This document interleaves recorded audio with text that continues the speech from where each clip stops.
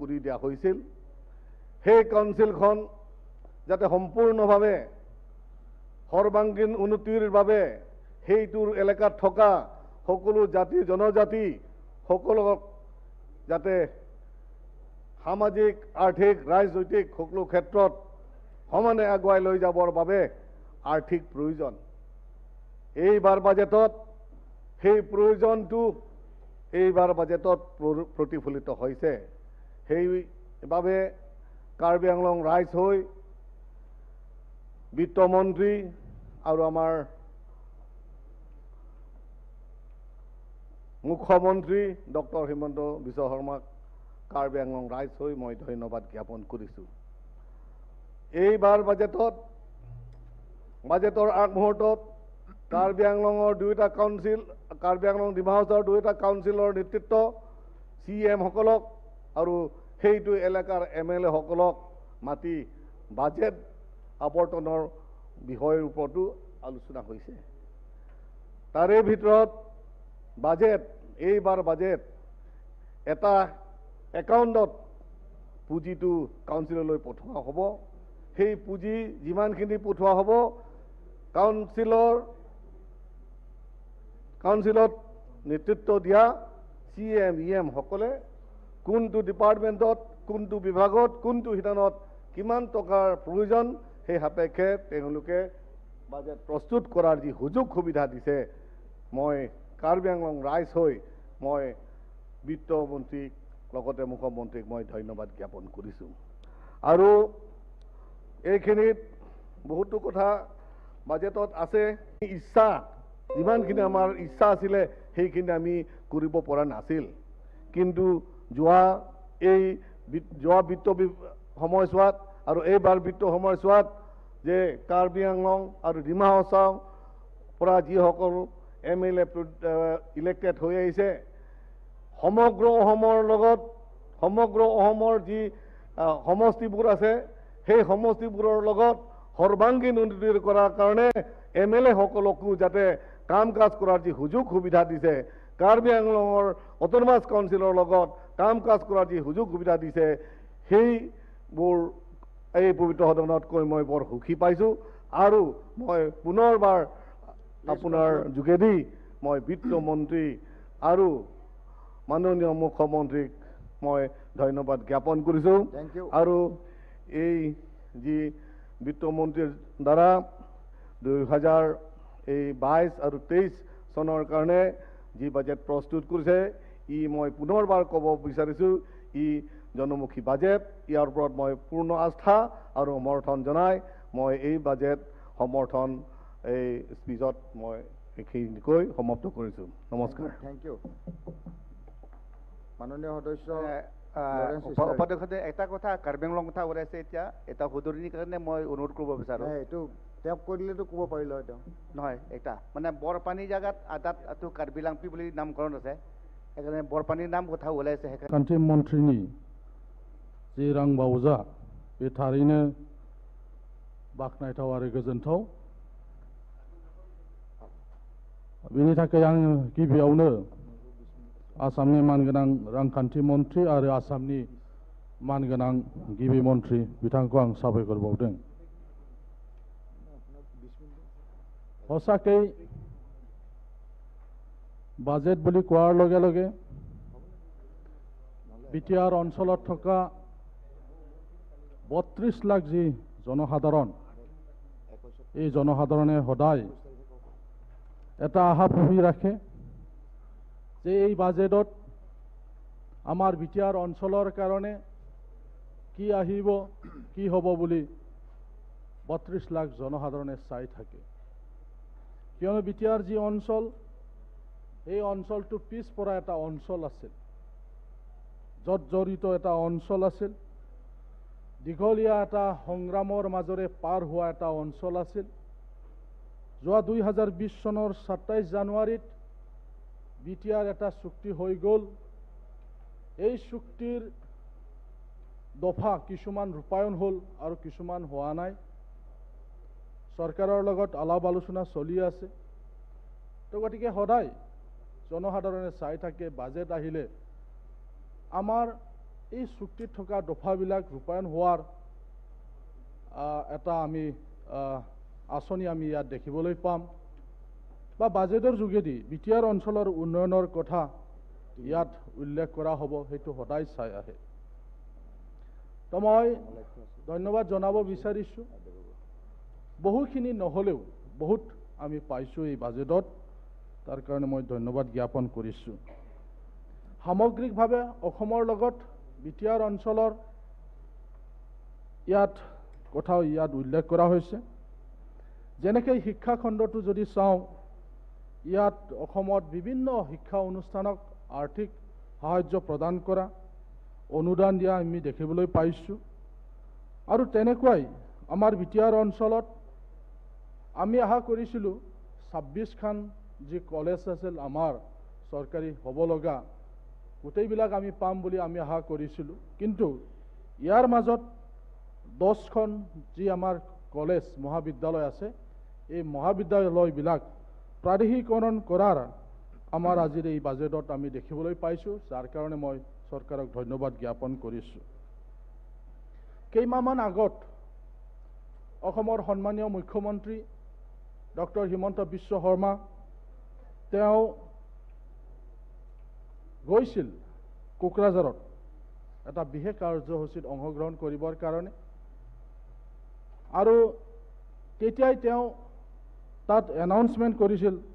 যে যি কোকৰাঝাৰ চৰকাৰী মহাবিদ্যালয় আছে এই মহাবিদ্যালয়টো বিশ্ববিদ্যালয়ত উন্নত কৰা হ'ব বুলি আৰু সেই প্ৰতিশ্ৰুতি আমি এতিয়া বাজেটত দেখিবলৈ পাইছোঁ যে সঁচাসঁচিকৈ এই বাজেটত কোকৰাঝাৰ চৰকাৰী মহাবিদ্যালয়খন যে ইউনিভাৰ্চিটিত আপগ্ৰেড কৰিলে বিশ্ববিদ্যালয়ত তাৰ কাৰণে ইয়াত আৰ্থিক ইয়াত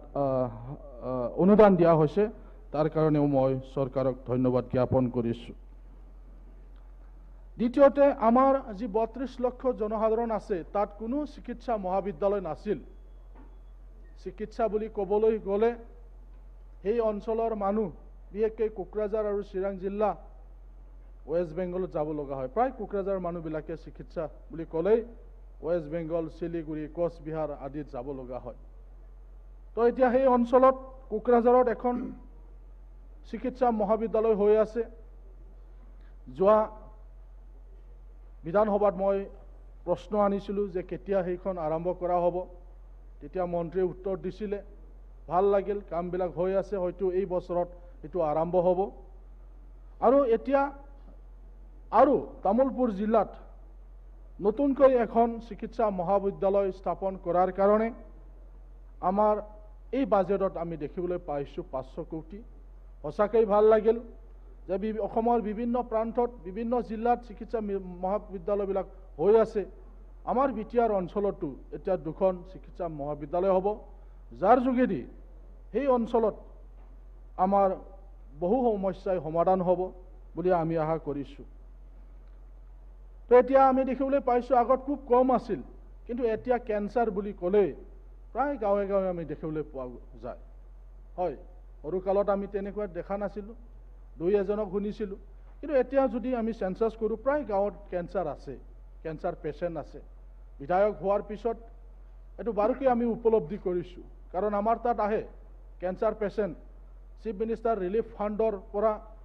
কিবা এটা সহায় পাম বুলি তেওঁলোকে আহে ইয়াৰ পৰা আমি এটা অনুমান কৰিব পাৰোঁ যে প্ৰত্যেক মানে অঞ্চলত এতিয়া কেঞ্চাৰ পেচেণ্ট আছে এনেকুৱা ক্ষেত্ৰত কোকৰাঝাৰত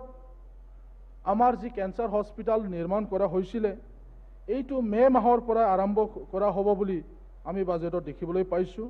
তাৰ কাৰণেও মই চৰকাৰক ধন্যবাদ জ্ঞাপন কৰিছোঁ আমি যদি ৰাস্তা ঘাটৰ কথা কওঁ তেতিয়া খুব দুখ লগা আছিল দুখজনক আছিল যাৰ কাৰণে কোকৰাঝাৰ এটা বেকৱাৰ্ড ডিষ্ট্ৰিক্ট হিচাপে ঘোষণা হৈছিলে কোকৰাঝাৰ কাৰ্বি আংলং আৰু ডিমা হাছাও আৰু প্ৰায় বিটিআৰ অঞ্চলৰ যাতায়াতৰ অৱস্থা ভাল নাছিল সব বেয়া আছিল বুলি ক'ব লাগিব কিন্তু আমি দেখিবলৈ পাইছোঁ এই বাজেটত হালমাৰা আন্ধেৰীঘাট কৈৰাবাৰী টংলা পানেৰী ওদালগুৰি জিলাত নতুনকৈ ৰাস্তা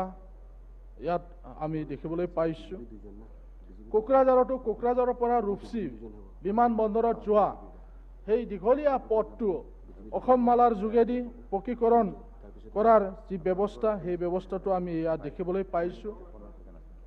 বাক্সা জিলাত পাগলাঘাট নদীত ব্ৰিজ কৰা হ'ব সেই অঞ্চলৰ মানুহবিলাকে নিজৰ জিলা সদৰ মছলপুৰত যাবলৈ হ'লে বাৰিষা কালত তেওঁলোকে ৰঙিয়া নলবাৰী হৈ পেলাই যাব লগা হৈছিল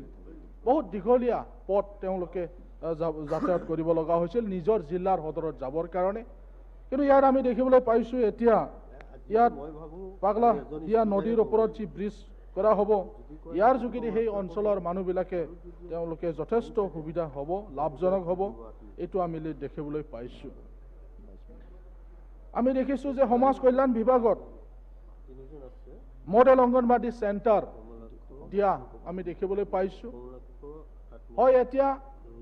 অংগনবাদী ক'লে যেতিয়া খাদ্য আহে বুট আহে তেতিয়া কণ কণ ল'ৰা ছোৱালীবিলাকে অংগনবাদী চেণ্টাৰত যায় বা তেওঁলোকক পঠোৱা হৈছিল অংগনবাদী চেণ্টাৰৰ কাৰণে কোনোবা LP স্কুলত কৰিছিলে কোনোবা ক্লাব ঘৰত কৰিছিলে কোনোবা যিসকলে কাম কৰে অংগনবাদীত তেওঁলোকৰ ঘৰত হৈছিল পৰিৱেশ নাছিল কিন্তু নতুন অংগনবাদী মডেল চেণ্টাৰ হোৱাৰ পিছত এটা পৰিৱেশ আহিব যেনেকৈ এতিয়া কিডজিত যায় প্লে স্কুলত যায় ভাল ঘৰৰ মানুহবিলাকে যিসকলে ইংৰাজী মাধ্যমত পঢ়াম বুলি ভাবে তেওঁলোকে প্লে স্কুলত দিয়ে কিডজিত দিয়ে বিভিন্ন তেনেকুৱা প্ৰাইভেট ইনষ্টিটিউশ্যনবিলাকত দিয়ে ল'ৰা ছোৱালীবিলাকক কিন্তু চৰকাৰীভাৱে এতিয়া আমাৰ ফাইনেন্স মিনিষ্টাৰ বা তেওঁৰ নেতৃত্বত ছ'চিয়েল ৱেলফেয়াৰ ডিপাৰ্টমেণ্টৰ যোগেদি যি মডেল অংগনবাদী চেণ্টাৰ ইয়াত স্থাপনৰ কাৰণে ব্যৱস্থা লোৱা হৈছে সঁচাকৈ এইটো প্ৰশংসনীয় আৰু আমি আশা কৰিব পাৰোঁ এনেকুৱা মডেল অংগনবাদী চেণ্টাৰ হোৱাৰ পিছত কিডজি স্কুলত যোৱা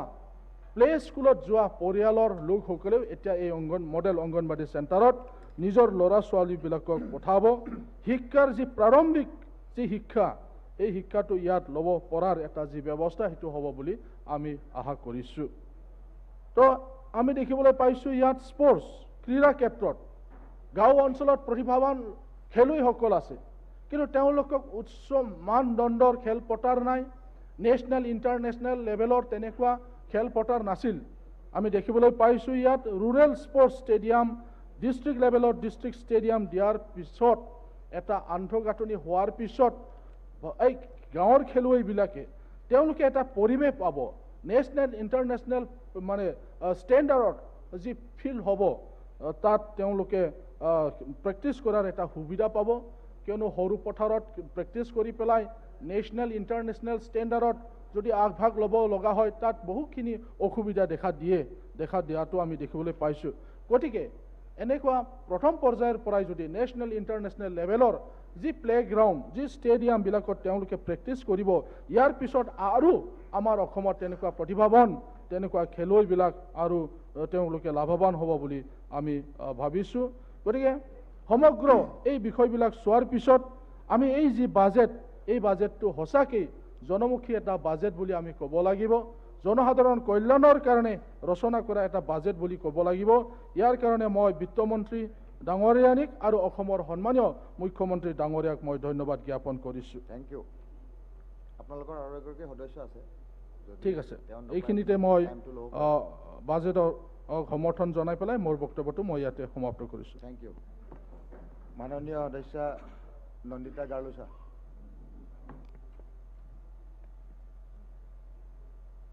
Respected Deputy Speaker, sir, thank you for the opportunity for giving me. And then about the discussion of the budget that was being placed yesterday by Honorable Finance Minister, few things to say that this is a budget which, according to me, for the younger generation, we were looking up to something. And then I think we had found here many things which we haven't thought of it. Starting with the cultural identity of the tribals and non-tribals of this state of Assam, we had seen that not to forget about the development of Srimanta Shankardev Spiritual Circuit, covering all the sacred places associated with his life's journey, and constructing namgals and public amenities for the visiting pilgrimages. Not to forget the Assam Direct Recruitment Commission for analogous post in Class 3 and Class 4 Act of 2021. Kalyani Sumangala Asoni of the T-Tribe Welfare Department and Social Welfare Department for mapping the vulnerable girl children and to provide specific interventions to ensure that every girl child's right to education quality is secured and zero dropout is reached. Relaunching of Arohan for star boys and girls securing position in Class 9 will be taken up for mentoring by Deputy Commissioners to take it to the explosive trips to different institutions and to guide them. This was what we were looking up for the students of the younger generation, and we found it in this budget. This has been placed. Not to forget the agroforestry by raising plantations on cultivable wastelands, farm bands and creating assets for the village panchayat. However, there has never been any systematic effort in any part of the government to augment the economy of the state by systematic and optimal usage of this resource. So this will be a new board and a paper in the circle wall. Not to forget the with the Tata Trust to create more cancer hospitals, Sneha Spurs Plus for the cerebral palsy, and Regulation and Transfer Act 2020 for the transfers of the teachers who were finding it very difficult. It was being mentioned in the budget. Bhasha Gaurav scheme to promote and preserve different languages of Assam. Authors to be given a Lekhak Sambardhana under this scheme. Then Swanirvan Nari, local women products weavers will be benefited within 24 hours, and 87 procurement centers has been set up. Ahom Aradhya Gram Yojana, 250 model promoting holistic developments. Young ACS officers will adopt a village, guide the village community and act as a guardian at the state level. Small district like us, we are hoping for this, and then I think we have got this in the Ahom Adarya Gram Yojana. Mukhyamantri Vijnan Pratibha Sandham is 100 young scientific minds, including 50 girls, has not been left out from higher secondary level. They will be given an institute for 1 year mentoring, and also the Chief Minister's Fellowship for Climate Resilient Villages. So fellowship programs to explore solution from science and engineering background to be acknowledged, to be encouraged to participate in the program under scientific institutions. 20,000 per year for the students to be given, and besides that, even this CIDF, which we found if it is not being implemented properly, a new term has been given under it, and then where we all MLAs can project a new schemes for those. This is one even I can say that the government has rectified if it is not in favor. According to me, a cabinet meetings where it was being held, I can say that in my district, as the cabinet meeting has been held, we had been given many of the necessities which we were lacking, and then I support the cabinet meeting in the districts, and then we had been given a few or more, I can say, unexpected ones for the college, science college, as well as water facility, and not to mention and not to forget the one-time assessment of the councils, where we will be able to work accordingly and in a better way of the 6 schedule areas. Lastly, I would like to end it with the indigenous faith and culture, as this is the most distinguished and noble act of this government is in the establishment of this department. It is a fact known to all that the indigenous tribal faith and culture over the decades have been waning due to various factors. Some of their traditional cultural heritage and practices have decayed beyond a point of retrieval. This has never been any issue to any of the government for decades, and obliteration of these cultures have been allowed as wheat in agricultural field without realizing that fact that countless numbers of traditional knowledge is lost without the disappearance of these cultures. Today, when the world is facing challenge of climate change, scholars across the world are looking towards the traditional societies for their robust, sustainable practices. These practices are not isolated, but part of their traditional faith and culture. In this regard, the decision of the government to set up a new department to preserve and promote the indigenous faith and culture is a bold step towards the cultural diversity. At the same time, it is also a big contribution towards conservation and sustainable practices. Hence, I would like to say that the budget that has been placed is for a sustainable development. Thank you. Thank you. Honorable Sodasya Rupak Sharma.